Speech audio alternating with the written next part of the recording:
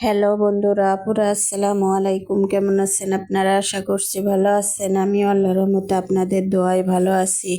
কড়াইয়ে তেল গরম হওয়ার সাথে সাথে দিয়ে দিব একসঙ্গে পেঁয়াজ কুচি, রসুন ও কাঁচামরিচ কাটা। এসব দেওয়ার পর একটু নেড়ে নিয়ে নিব। তারপর দিয়ে দিব আস্ত কিছু জিরা। জিরা দেওয়ার পর আবার একটু নেড়ে নিব। এরপর দিয়ে দিব কুচি কুচি করে কেটে ধুয়ে রাখা জালি কুমড়া।